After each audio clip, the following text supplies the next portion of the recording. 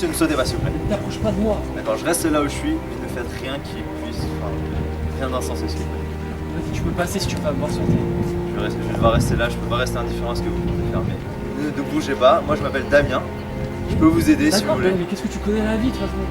Parce que là, si je connais rien à la vie, apprenez-moi. On peut discuter. Si je te racontais ma vie, je te dégoûterais complètement. Allez-y, Tu verrais je que suis j'ai pas tout fait seul. mon pour sauter. Allez-y, racontez-moi votre vie, je suis pas tout seul. Ne vous inquiétez pas. Vraiment? Ouais.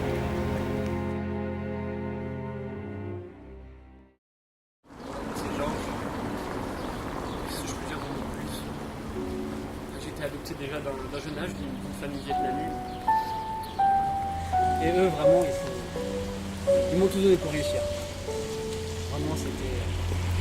Ils m'ont aidé quand j'avais du mal avec mes devoirs. Du coup, ça m'a donné une passion pour les études. Et une chose a suivi l'autre. J'ai fini par aller à l'université. Je suis rentré dans une boîte.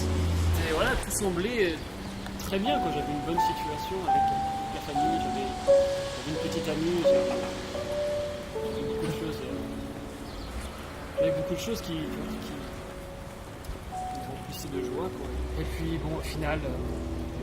J'avais un collègue de travail, un ami soi-disant. Il s'appelait Christian et lui m'a donné des stratégies pour acquérir de l'argent rapidement. Il m'a pas dit que c'était complètement illégal. Non, ça il a oublié de me le dire. Donc au final je suis tombé dans le piège et si un employeur il entend ça, s'il y a ton chef principal qui entend ça, il voit que tu es une personne qui manque d'honnêteté, d'intégrité et voilà, j'ai été licencié. Petit à petit, j'ai fini par fréquenter les bars, j'ai commencé à fumer, à boire. Et puis là c'est le moment où je regrette le plus. En fait, ma demi-sœur est venue à la maison pour me remonter le moral un peu et voilà, j'étais sous l'influence de l'alcool et j'ai fini par la frapper. Parce qu'elle essayait tout simplement de m'aider, mais voilà, quand t'es coincé dans quelque chose, t'arrives pas à en sortir, tu finis par faire des actions que tu regrettes. Et j'ai fini par la frapper. Et là, elle a même pas voulu que je puisse m'exprimer, m'expliquer. Elle m'a dit tout simplement sors. Et ça fait à peu près 2 semaines que je l'ai pas vue. Je suis dans la rue. Je suis dans la rue maintenant. Je sais pas pour combien de temps. Mais en tout cas, j'en ai marre. Maintenant, tu sais pourquoi je le suis. Bah, écoute, avant que tu prennes ta décision ou que tu fasses quelque chose de stupide, moi j'aimerais te raconter mon histoire. Moi, ma vie, elle a pas toujours été comme ça, j'ai pas toujours été habillé en costard. D'ailleurs, je sais pas si tu vois les immeubles là-bas. Bah, avant, c'était des squats et j'avais l'habitude de traîner là-bas pour dormir. Mais voilà, ma vie n'a pas toujours été rose. Tu sais, quand j'avais 5 ans, ma mère est morte. Et du coup, mon père, lui, est très vite tombé dans l'alcool. Et du coup, bah, sous les effets de l'alcool, il me tapait, il me battait souvent. Et ce qui a fait que dès mes 12 ans, j'ai été placé en famille d'accueil, dans un foyer. Et puis ça me plaisait pas. Du coup, j'ai fuyé et à 16 ans, je me suis retrouvé à la rue. J'ai fait plein de choses pour essayer de m'en sortir. J'ai essayé de trouver des petits jobs. J'ai fait livreur. Après, je commençais à dealer de la drogue. Puis je suis tombé dedans. Je commençais à consommer. Puis je buvais de l'alcool, beaucoup. Et voilà, j'étais pas fier de moi, mais c'était les seuls moyens qui me permettaient d'oublier ma misère. Ça paraît marrant, hein, on ne dirait pas quand on me voit comme ça, mais j'ai traversé plein d'épreuves. Jusqu'à ce qu'un jour, par la grâce de Dieu et grâce à l'amour d'un frère, voilà, ma vie a changé.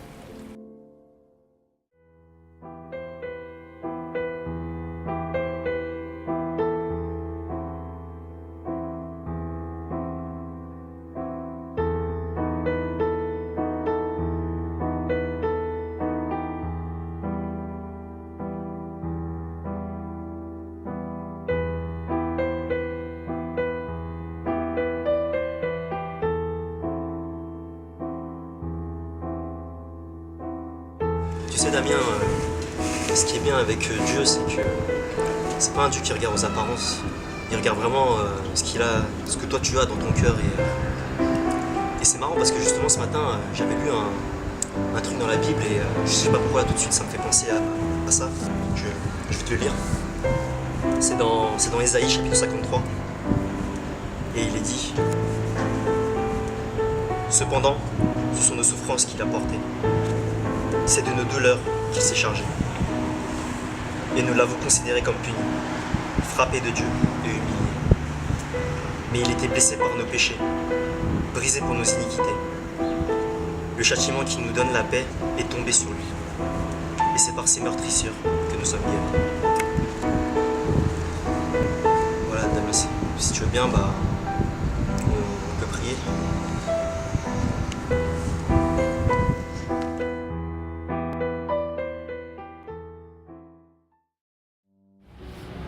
Écoute Damien, tu sais, ton histoire elle me touche, mais j'apprécie le temps que tu me donnes, c'est sûr, mais j'ai fait des choses impardonnables.